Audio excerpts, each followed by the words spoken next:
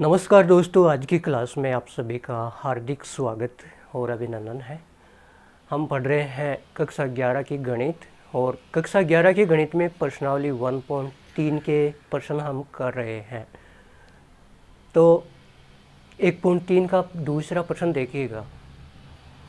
दूसरा प्रश्न हमको क्या दे रखा है कि जांचिए कि निम्नलिखित कथन सत्य है या असत्य है। ये दिया गया है कि जो ये कथन दिए गए हैं ये सत्य है या असत्य है। तो पहला कथन दिया गया है कि मंजिला ब्रैकेट में ए कोमा बी सबसेट नहीं है, मंजिला bracket B comma C comma A ये समुच्चय इसका एक सबसेट नहीं है, ये बोल रहा है। तो ये तो झूठ बोल रहा है। आप देखिए, इस समुच्चय के दोनों अवयव ए और बी इसमें है, ए और बी इसमें है, तो ये तो इसका उपसमुच्चय होना चाहिए। लेकिन ये झूठ बोल रहा है कि इसका उपसमुच्चय नहीं है। इसका मतलब ये कथन असत्य है। कैसा है यह कथन? कैसा है?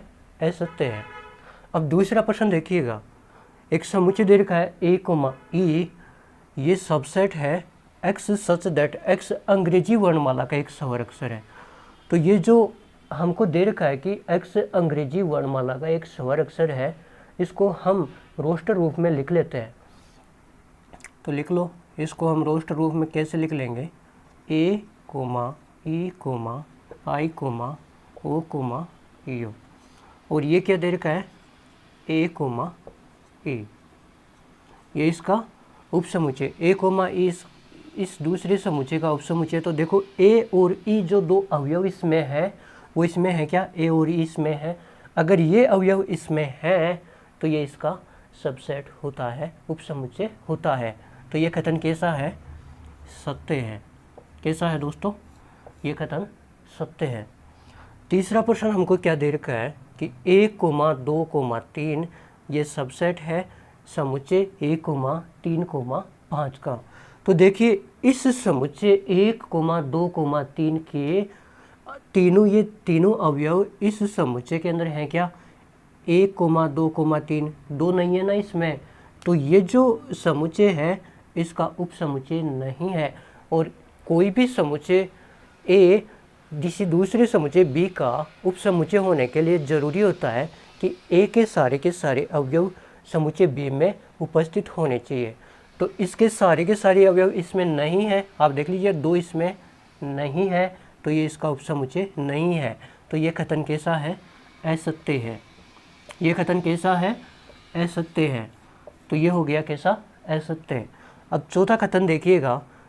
समुच्चय, ये समुच्चय जिसके अंदर एक अवयव है ए, इस समुच्चय दूसरा जिसके अंदर 3 अवयव है ए कोमा बी कोमा सी, इसका एक उपसमुच्चय है। तो देखो, इस समुच्चय में एक अवयव ए है, वो इस समुच्चय में उपस्थित है। इसका मतलब ये समुच्चय इसका एक उपसमुच्चय होता है। तो यहाँ क्या लिख देंगे? ये कथन कैसा है? सत्य है। पांचवा प्रश्न हमको क्या दे रखा है कि ये समुच्चय दे रखा है जिसमें एक अवयव है ए, ये दूसरे समुच्चय जिसमें 3 अवयव दे रखे हैं ए कोमा बी कोमा सी। तो क्या ये अवयव ए इस दूसरे समुच्चय में उपस्थित है क्या? हाँ, ए इसमें उपस्थित है। लेकिन यहाँ पे उपसमुच्चय नहीं पूछा है, यहाँ पे पूछा है कि ये इसमें बिलोंग करता है क्या।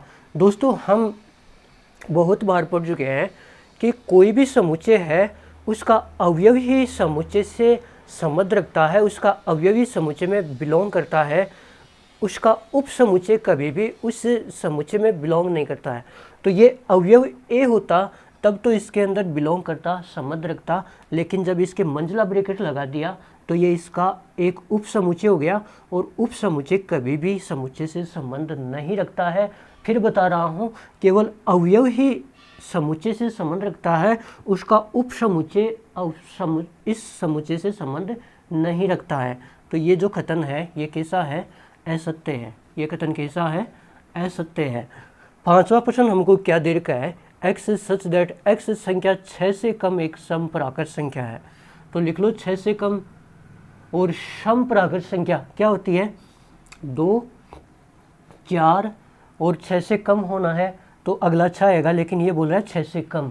तो इस समुच्चय में 2 ही अवयव आएंगे, 2,4। दूसरा समुच्चय हमको क्या दे रखा है कि x सच दैट x प्राकृत संख्या है और जो संख्या 36 को विभाजित करती है।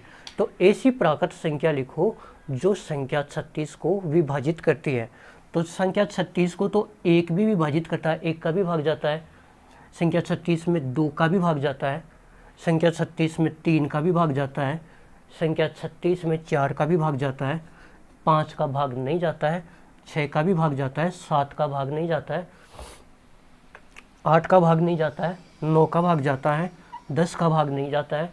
11 का भाग नहीं जाता है। 12 का भाग जाता है। 13 का नहीं जाता है। 14 का भी नहीं जाता है। 15 का भी नहीं जाता है। 16 का भी नहीं जाता है। 17 का भी नहीं जाता है। 18 का भाग जाता है और आगे वाली संख्याओं का इसमें भाग नहीं जाएगा, केवल 36 का भाग इसमें जाता है। तो ये वो सारी संख्याएं हैं जिनका भाग 36 में जाता है। तो एक समुच्चय ये है, दूसरा समुच्चय ये है। इसने बताया कि ये जो समुच्चय दे रखा है ये इस समुच्चय का एक उपसमुच्चय है। तो क्या ये बात सही है? देखो, इसके 2 अवयव हैं 2,4। क्या ये दोनों अवयव इसके अंदर उपस्थित है? देखो, 2 ये रहा, 4 ये रहा, दोनों उपस्थित है। इसका मतलब ये समुच्चय इसका एक उपसमुच्चय है। इसका मतलब ये कथन कैसा है? सत्य कथन है। तो ये था अपना प्रश्न नंबर 2। बहुत ही आसान है, आपको समझ में आ गया होगा। कैसा लगा वीडियो कमेंट करके ज़रूर बताना। धन्यवाद।